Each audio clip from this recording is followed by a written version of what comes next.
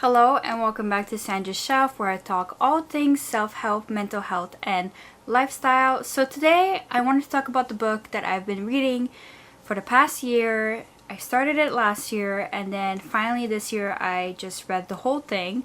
And now I am here to talk about my thoughts, my impressions, what I've learned, what I got to see differently. I just want to make it clear that this video is not necessarily a book review, nor is it me criticizing the author and what she has to say and her own personal journey. If anything, I'm just putting together what I found interesting, what I found similar to my own journey and my own recovery, and presenting it in this video in hopes that you might pick up this book or might find something useful from what I've personally highlighted. Now again, having said that, that also means that you should read the book for yourself and figure out what you like and not like from it, and figure out what helps and what doesn't help for you, because personally, like, even if I talk about this book, I'm still going to skip through a lot of things that for me is more evident or for me is more similar to my own journey, so I don't feel the need to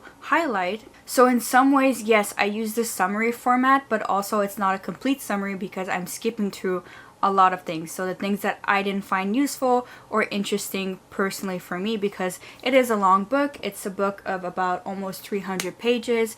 I didn't present the book, but this is the book. It's Brain Over Binge: Why I Was Bulimic, Why Conventional Therapy Didn't Work, and How I Recovered for Good by Catherine Hansen. And as you can see, I tabbed the book, I tabbed what I found interesting, compelling, and things to reflect back on, and that's what I'm going to go through in this video. As always, I do not recommend consuming content if you're not in the right headspace, and although this is a recovery book and this is a recovery type of video, it can still be triggering. It is a thing that is possible, because when I started reading this last year, August of last year, I couldn't get through it because it was still triggering and it was still too fresh and new for me while I was in my first few steps of recovering. That's why I got to read it a year later, because I'm in the right headspace. I've already have been recovering, etc. So again, this is your warning, trigger warning, whatever you would like to call it. Just use your discretion. Maybe send this to your therapist or to a trusted person in your life that knows your situation before watching. Always use discretion, and please try not to trigger yourself in consuming any content that is related to eating disorders when you are trying to recover, as in like the harmful content that is willingly put out there to, you know, keep into that headspace, mind space of disordered eating, disordered habits. So this is not that video. However, again, I still just want everyone to be careful while consuming, while watching, because even though this is a recovery video, it can be too hard to watch at your current moment in time. So come back to it whenever you feel better, or if you wish to come back to it. And that's it that I'm going to give for a disclaimer in this video. Another thing that I want to say before getting into this book is that I'm not going to be explaining binge eating or bulimia, because I think these are fairly understood topic in its general essence, as in like binge eating disorder is the inability to stop eating, bulimia is the purging cycle that happens usually after a binge, and etc. So that's something that everyone can Google very easily online. So I'm just gonna dive right into the book and talk about things that I found interesting. So the author of the book, Catherine Hansen, has been struggling with bulimia and binge eating for quite a few years, in her college years, especially at the end of high school and a little bit after college as well, I believe. So now she has tried everything from conventional therapy to different types of therapy, and she goes through this in depth in this book. Okay, so if you want to read about that more in depth, and if you want to read about all the things that she went through to overcome her binge eating, definitely read this. But there are 4 components that I broke this down with the notes that I had taken and the tabs that I had put in this book, and it's 4 things that I want to talk about in this kind of linear fashion. And it's, what did she come to realize when going through therapy and with her binge eating? Then I want to talk about what caused her to binge, followed by why did she follow her urges to binge, and then why therapy set her back and didn't work for her, as well as what's the cure in her case, in her opinion, basically. So let's start with the first thing. What did she come to realize? Well, she did all the conventional things, which is uncovering your past, going through your relationship with your parents, going through your relationship with your upbringing, your relationship with other people, your relationship with your body, your relationship with yourself, your skill sets, etc. She went through all of that, which is one of the common recommendations when it comes to therapy, which is that your binge eating is covering something deeper inside of you that you need to address first.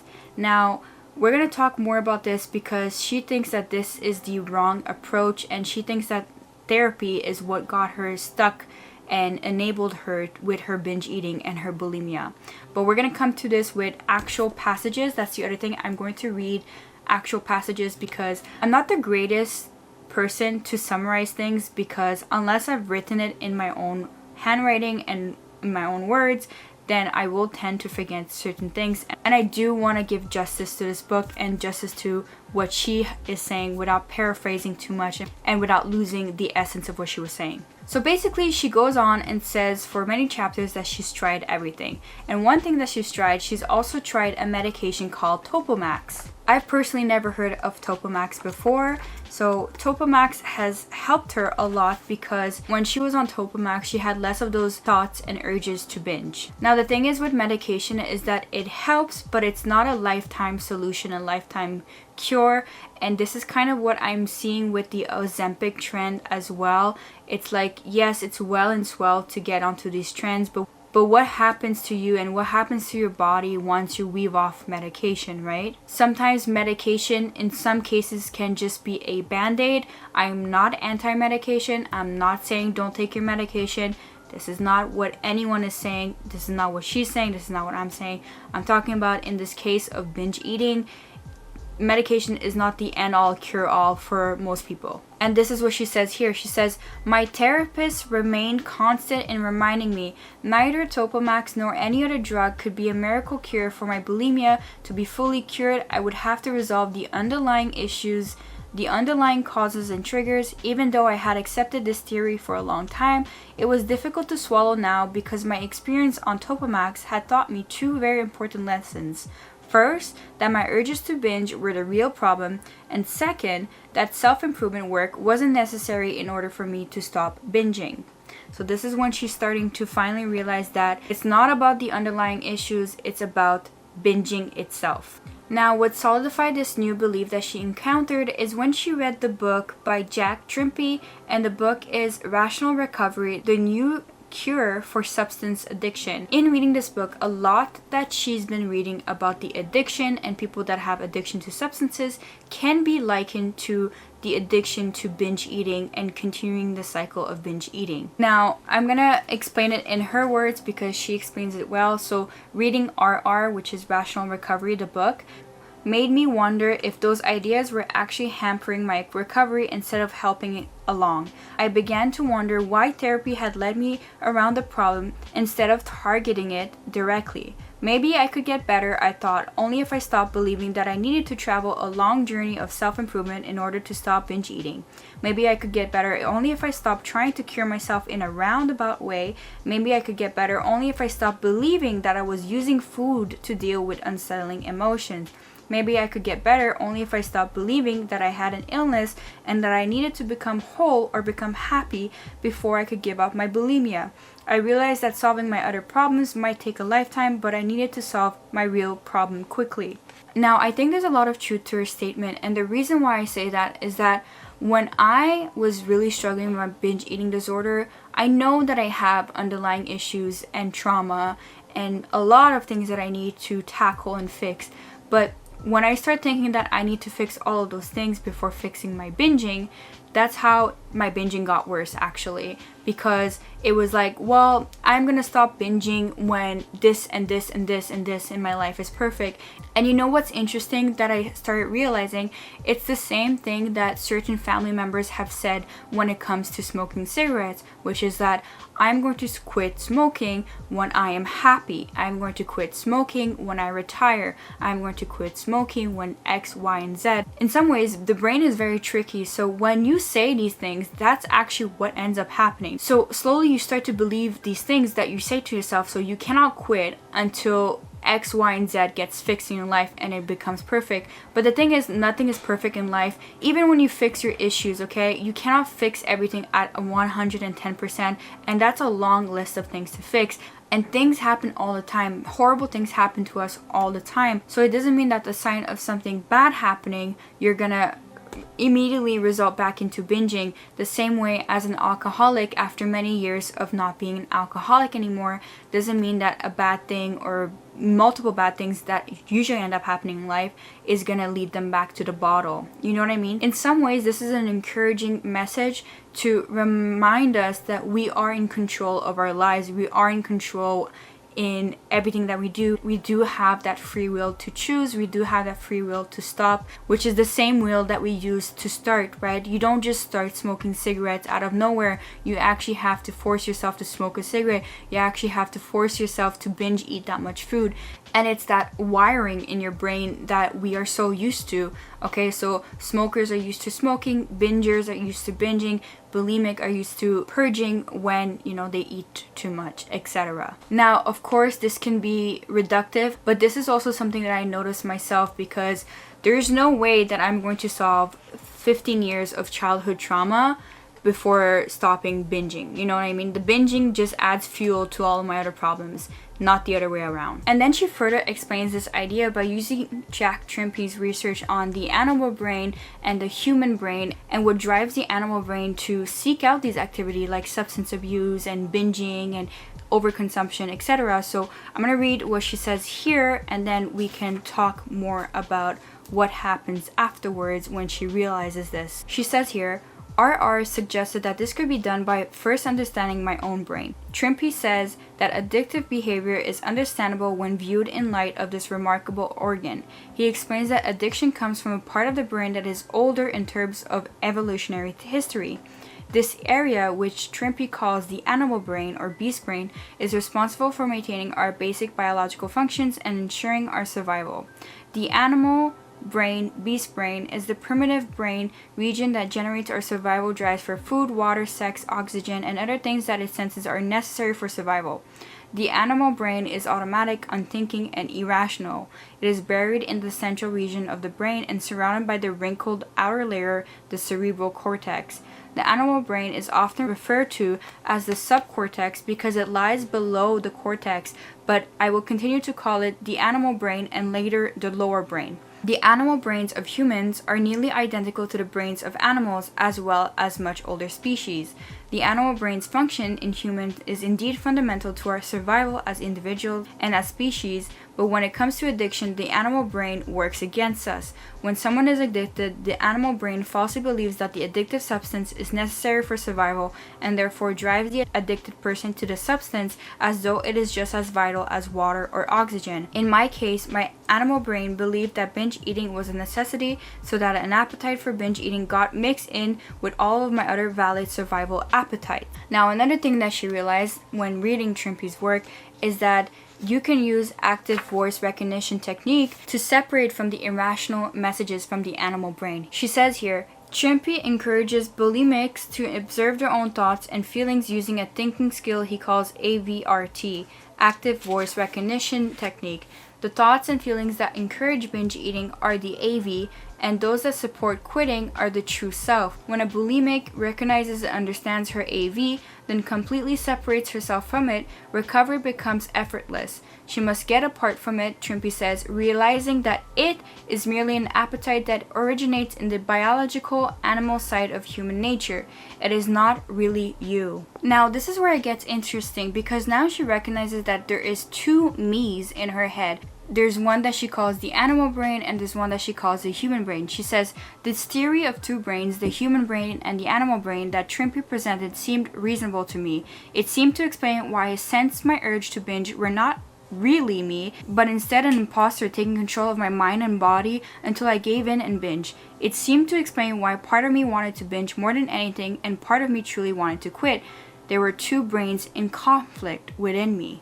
I don't know for other people, but for me, there was this one part of me that always wanted to binge and I couldn't stop binging. And then there's this other part of me that definitely wants to quit all the time. I don't want to binge. I don't want to be doing this. I don't want to be compromising my health in this way. You know, there's a lot of things that are associated with binge eating disorder. Binge eating disorder can cause diabetes and obesity and many other health conditions, right? And not only that, like mentally, it's so taxing and it makes you feel like shit, right? Let's just be honest, it makes you feel like shit. I can't lie about it, and that's exactly how I felt. And so it was so weird to me when I was actively binging to think like, why am I also wanting to do it, you know, and doing it? So I think in that sense, she does nail something very important that I had never had the words or vocabulary for, and that I found super interesting. And finally, what she realizes is that binge eating is a habit. She says here, thanks to information from RR and my own self-reflection, my bulimia suddenly stopped being a mystery. I felt as though a curtain had been lifted and I could finally see my behavior for what it was, a terrible habit. I stopped believing once and for all that my urges to binge were about more than food. I decided that there was no deep emotional meaning there. I began believing that I binged because I created a habit, possibly an addiction. By doing it so many times, I began to see that I binge primarily to relieve my cravings and also for pleasure, but certainly not to satisfy some symbolic inner need. A part of my brain had become dependent on binge eating, and that was why I found it so hard to stop. As I now understood it, a lower part of my brain, my animal brain, believed I needed to binge to survive and was therefore generating urges for this beyond my conscious awareness. I couldn't control these thoughts or feelings, but I could recognize them for what they were. Although I knew binge eating was wrong and unhealthy, my animal brain thought it was as necessary as oxygen because I'd taught it that by binge eating so many times. Although I couldn't talk my brain out of these demands, I didn't have to follow its lead. I, residing in my human brain, could control my actions. Now, at this point, I think that a lot of people can feel very skeptical and a little bit invalidated by these statements that binge eating is a habit, and I understand, and that's why I couldn't read it when I first started reading this book. And it's hard to, I will admit, untangle binge eating from many different things and many different beliefs that we hold around binge eating, okay? And we're not talking about other eating disorders, we're talking about binging specifically here, right? So I think what comes after makes more sense, because after this she talks about what led her to binge eating, and this is the part where I find the most fascinating, and it's because it explains how we activate our animal brain. And spoiler alert, I'm going to give you one answer before we get into it. It is by restrictive eating and dieting. Yes, you heard it correctly, and that's why I always think these simple quick fix diets, these crash diets, can be harmful in the long run. And I'm someone that suffered greatly because of that, and have been suffering greatly because of that, and my metabolism is a little bit wonky because of that. It's not to say that we shouldn't be eating healthy and watching what we eat, that we shouldn't exercise, etc. It's the fact that when you go in this restrictive mode for just a short time period, your body wants to make up for that, because your body and your brain doesn't understand that it's no longer in danger. And this leads us to our second section in this video, and it's what caused her to binge. Like I said, dieting and restricting. My urges were not symbolic of unmet emotional needs, underlying psychological issues, character flaws. Yes, I had some problems and emotional stressors in my life at the time my first urges to binge appeared, but that alone did not give rise to those urges. There was only one true cause of my first urges to binge, and that cause was dieting. My restrictive eating habits, which I maintained for over a year and a half before my first binge, were the reason I felt compelled to eat so much sugary cereal that spring morning. That's the morning that she started binging the first time.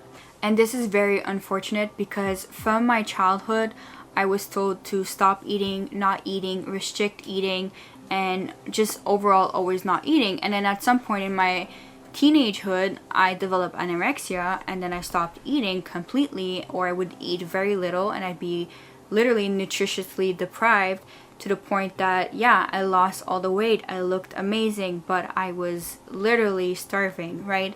And then after that, when I started getting back to a healthier weight and I started eating healthier, all of a sudden I was putting on so much weight. And not only that, I had a new demon to face, the binge eating demon. And then it's been a cycle of recovering from binge eating, losing weight, gaining weight, binge eating, etc. So it's been this ongoing cycle that I've been through for many years, and I think for once I'm finally understanding that it's because I deprived myself, and I should not be depriving myself, that I can lose weight the healthy way, and I don't need to deprive myself to lose weight. I just need to be healthier and live a healthier lifestyle and stop taking food away from my plate, just replacing it with better food at times. So it messes up with our survival instincts, and she talks about it here. She says, I didn't understand why my urges to binge persisted in spite of my weight gain and in spite of eating enough.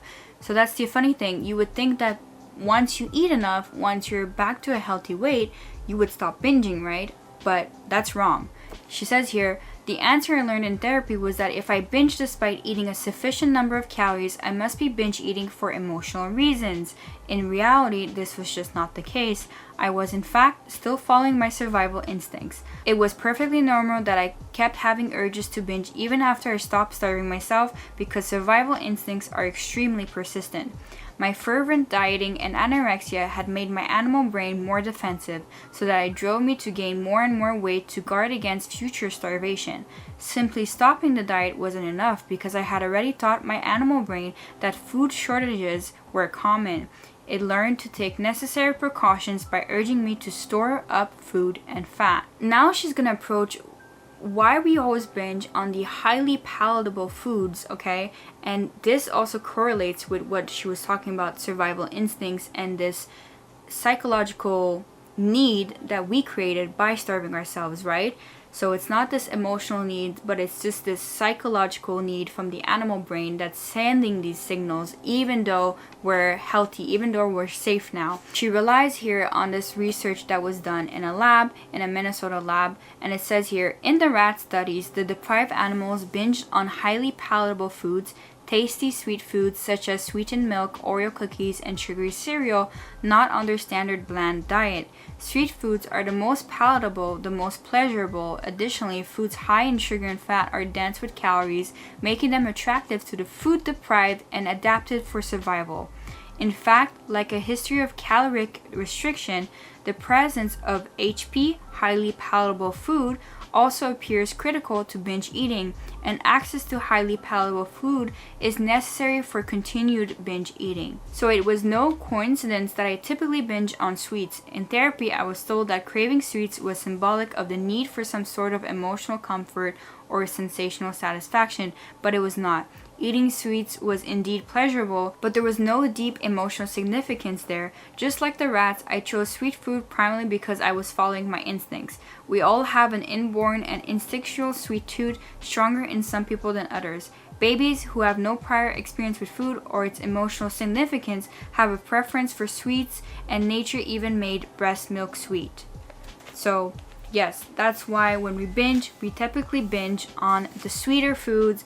And I also believe this to be true because every time I was binging, I was mostly eating sweets, or I was eating carbs, as in like breads that were, like not the good bread, like the really carb dense sugary breads, as well as crackers and also rice, because some rice has also that pleasurable sugary taste to it. It definitely explains why we gravitate towards those foods to binge on more than, say, like carrots or something like that. And so this is why she believes that her continuous binging relies on 3 habits that she had formed. She says, my destructive habit was nothing more than my body and brain becoming conditioned to expect and demand binges. I have identified 3 possible habit types to describe my binge eating, termed the habit of excess, the habit of pleasure, and the habit of impulsivity, all of which have a physical basis in the brain. I believe my binge eating was at least one, and most likely a combination of those 3 habits.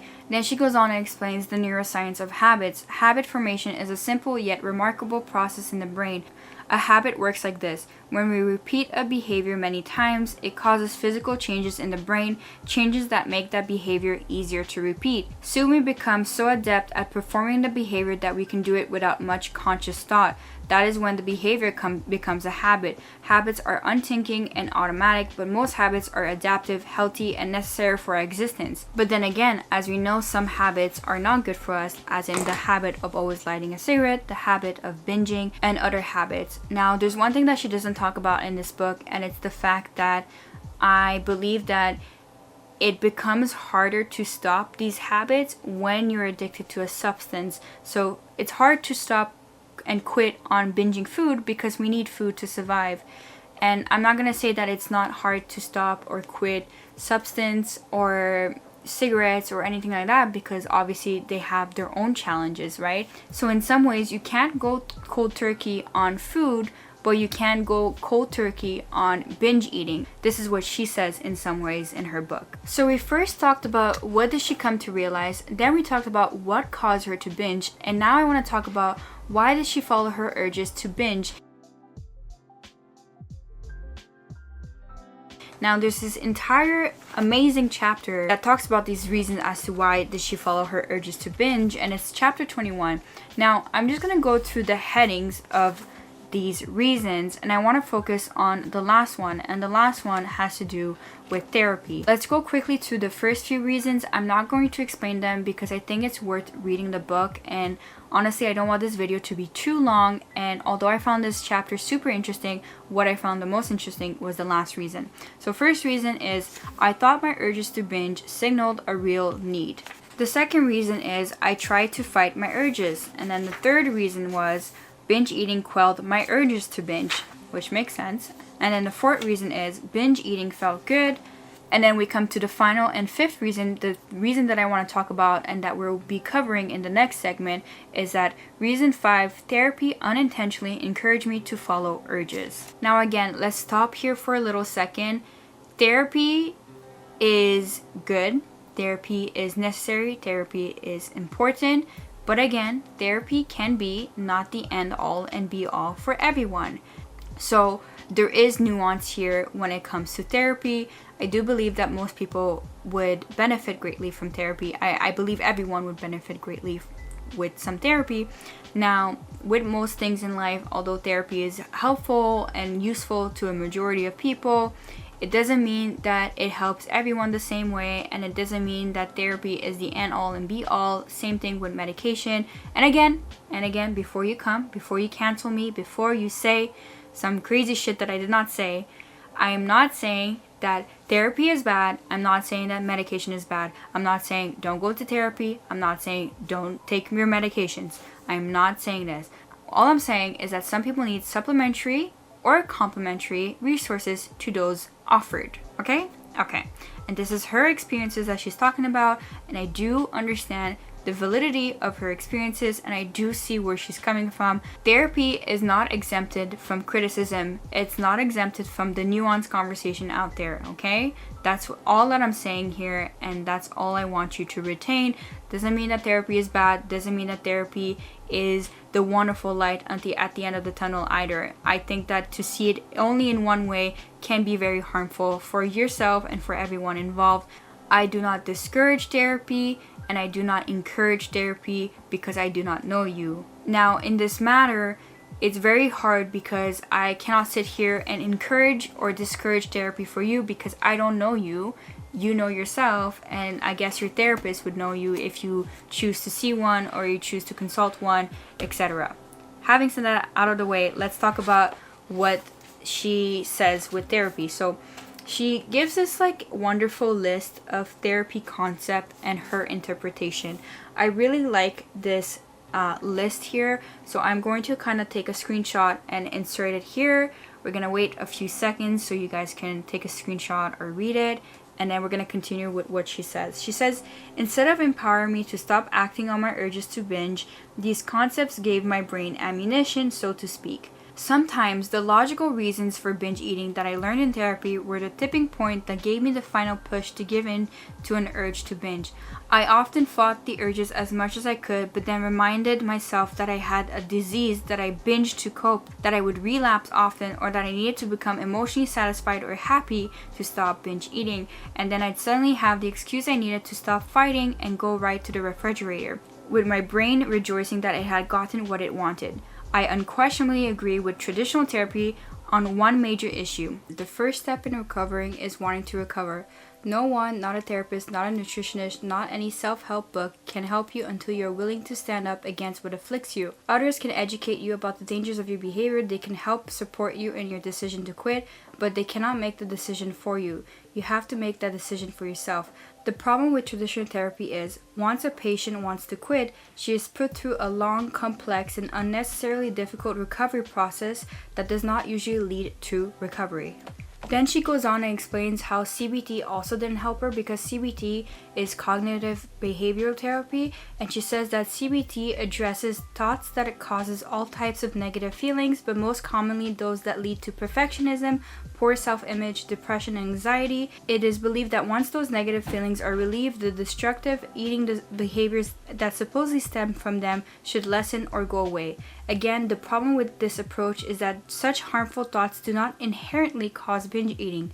Urges to binge causes binge eating. Then she goes on to explain the behavioral part of cognitive behavioral therapy attempts to address eating habits and binge eating directly. The first goal of this type of therapy is often to regulate eating with normal meals, which was the first goal of my own therapy in college. This was supposed to take away my hunger-related binges.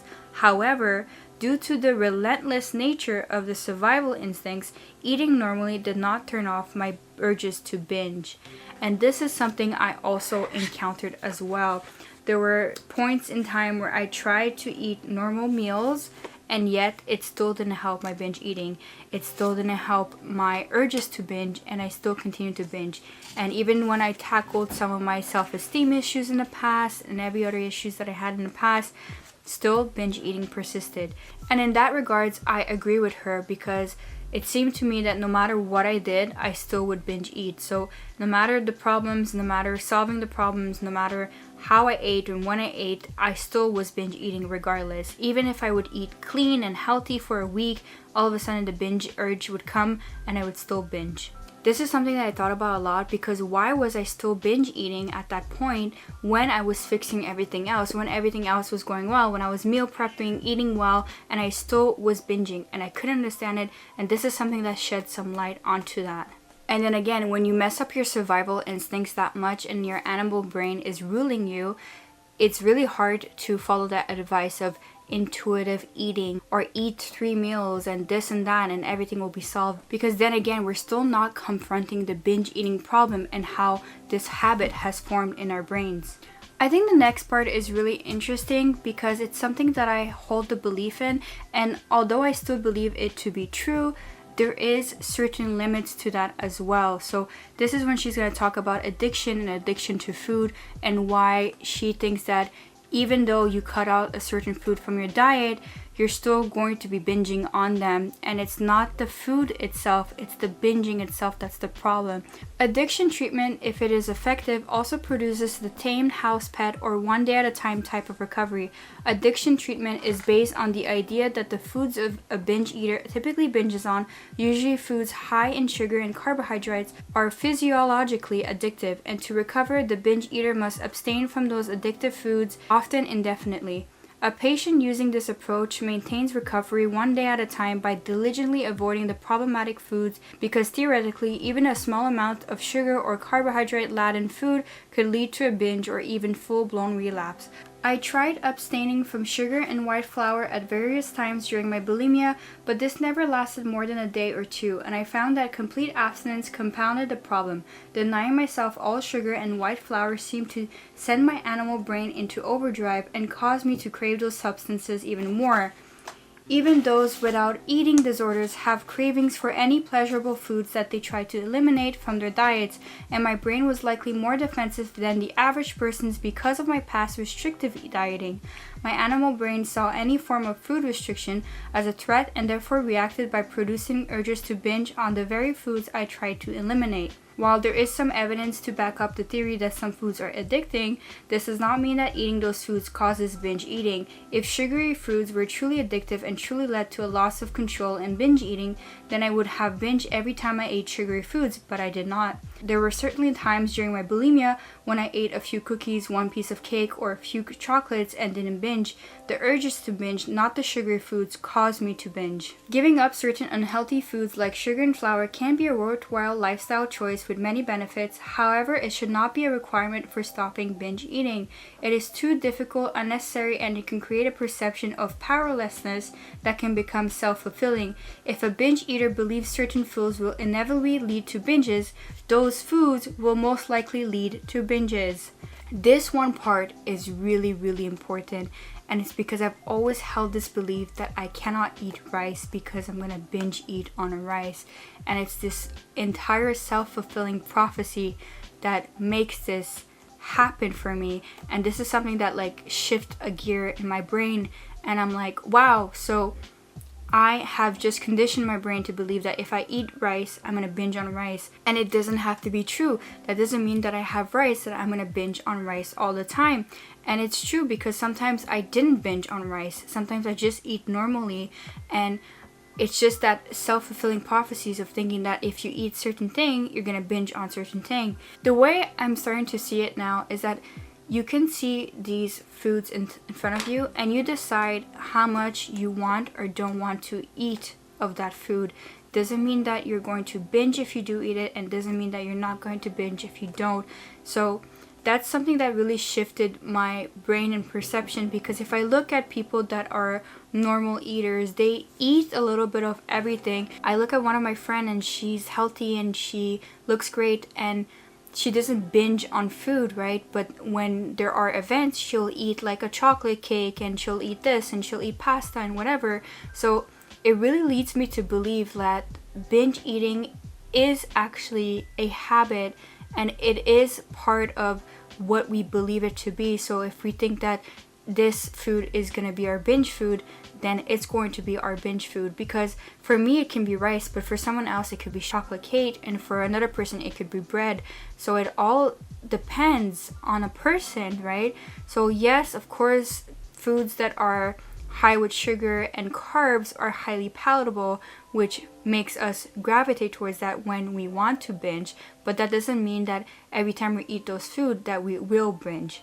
And in that sense, I do agree with what she's saying here. So in summary, the reason why therapy set her back is that she realized that binge eating didn't fill a complex emotional need as told by a therapist, but it fulfilled her lower brain survival drive and survival needs because of the past history of restricting and dieting. So this leads us to our last section. What's the cure? Well, it's gonna sound crazy, but the cure is to just quit. Now, bear with me for a second, because if you're hearing this and you've suffered very long with binge eating disorder and bulimia, you might feel very angry at hearing that, because it's always easier said than done when it comes to quitting. But, however, maybe understanding how the brain works can help us to quit.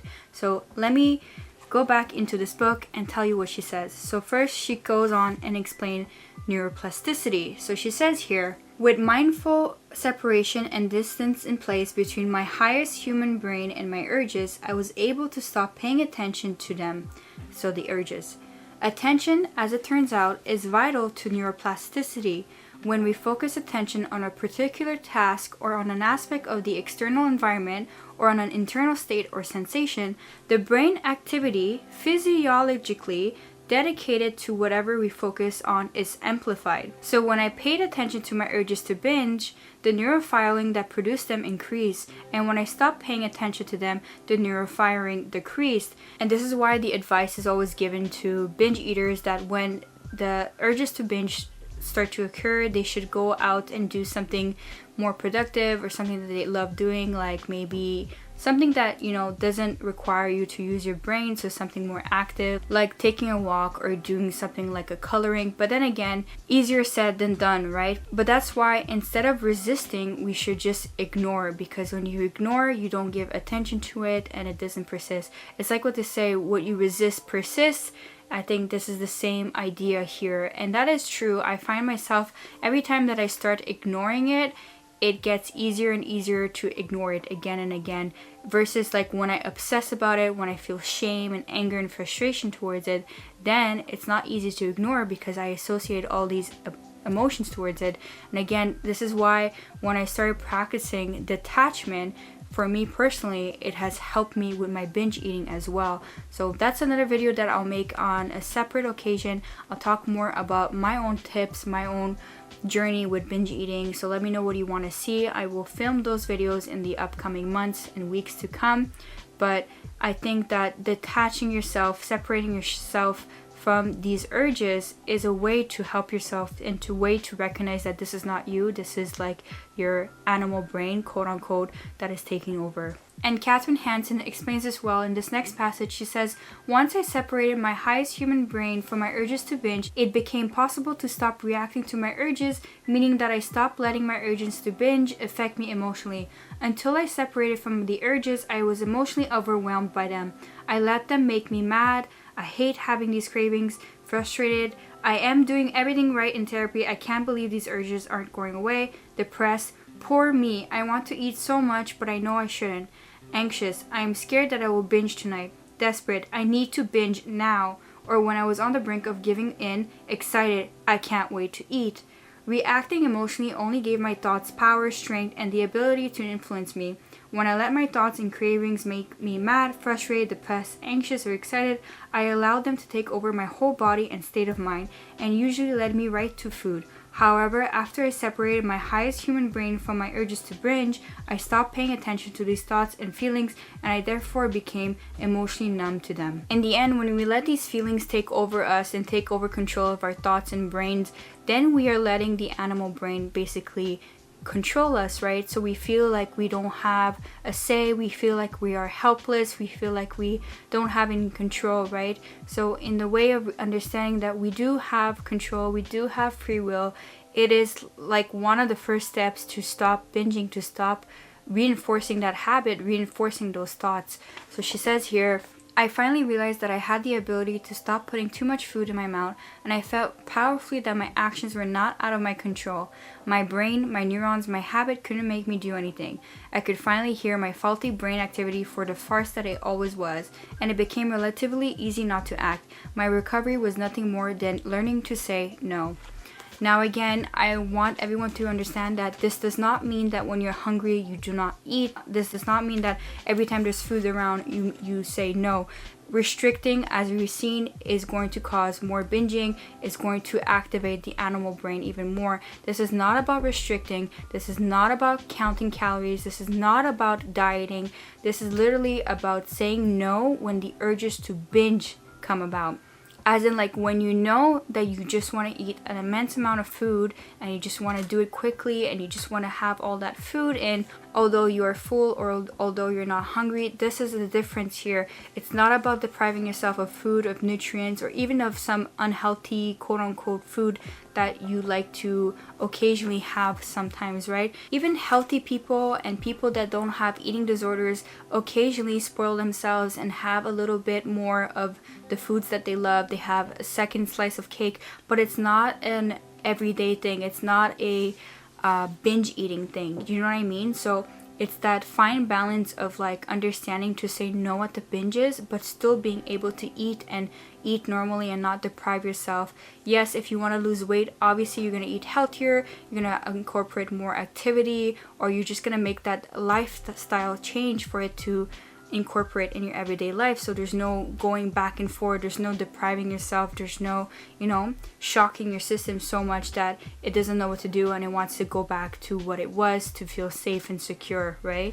And again, this is something that I'm still myself currently learning and currently unlearning certain things that my binge eating has taught me and has made me believe in, right? So these self-fulfilling prophecies, these, worrisome thoughts that literally consume my brain, because I don't want to think about food. I don't want to think about binging, restricting all day long, every day long, right? That's the point of recovery. It's just like you don't have those noise, you don't have those thoughts, because those neurons are not firing every time you say no, every time you resist the urge to binge, or not resist, but basically don't pay attention to them. And again, she talks a lot about free will, and I like this section where she talks about triggers and how we are always associating binge eating with triggers, which also harms us from recovering. So she says here, technically nothing can trigger binge eating because that completely eliminates free will. That's like saying someone's anger triggered the gun. That's simply not possible. Regardless of anger or any other feeling, someone's voluntary hand muscles have to fire a gun. Likewise, I had to use the voluntary muscles in my hands, mouth, face, and throat to put a large amount of food in my mouth, and nothing can trigger those muscles to work without my consent. So in therapy, when I said that this or that triggered my binge, I was squeezing out room for the conscious choice of my highest human brain. The only thing that any situation, feeling, or life event could trigger was an urge to binge. So when I refer to my triggers in this chapter, unless I am talking about therapy, I will be talking about what triggered my urges to binge. There's no denying that the idea of triggers has some validity, because I did have urges to binge more often in some situations and in response to some thoughts, feelings, and events, and less often in others. But those triggers never were the cause of my binge eating, and I think I always sensed that at some level. Prior to my bulimia, those situations, thoughts, feelings, and events hadn't led to binge eating, and today, those same situations, thoughts, feelings, and events don't lead to binge eating. Those triggers, as it turned out, have become only temporarily, indirectly linked to binge eating. And so she explains this further by explaining how, because we tie these things to our binge eating, it creates a stimulus response to us that we start to believe in and we feed into. So she says, this didn't mean I was ill-equipped to handle certain aspects of my life. It only meant I'd conditioned associations or patterns in my brain. For example, from the start of my bulimia, I binged alone because I saw binge eating as a shameful act. This taught my lower brain that being alone was associated with binge eating, and it began responding automatically with an urge whenever I had some time to myself. The brain craves patterns and looks for them endlessly. The brain associates significant patterns with meaning and attaches appropriate responses. I believe triggers are nothing more than stimulus response patterns in the lower brain. A stimulus is an outside event or inner feeling that causes a response, an automatic reaction.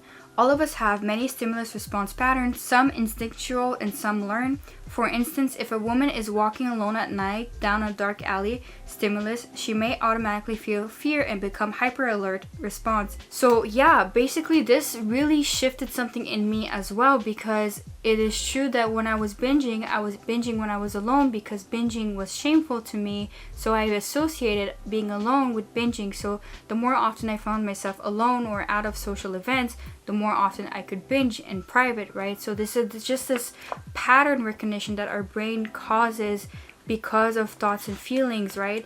So that's something I never thought about, that because of that feeling of shame and that association with binge eating and being alone, that's what I was like literally enabling all the time. Every time I was alone, I was like worried to be alone. I remember distinctly at some point when I was with my ex-boyfriend, anytime that he would leave the basement, I would feel anxious, right? Because I was like, oh my God, he's not here to say anything or comment anything, so now I can binge in private, right? And so it's interesting to read this from this perspective, because it actually adds more perspective to the whole thing, and it makes sense. So that means, how come that when we are surrounded by other people, we don't binge, right?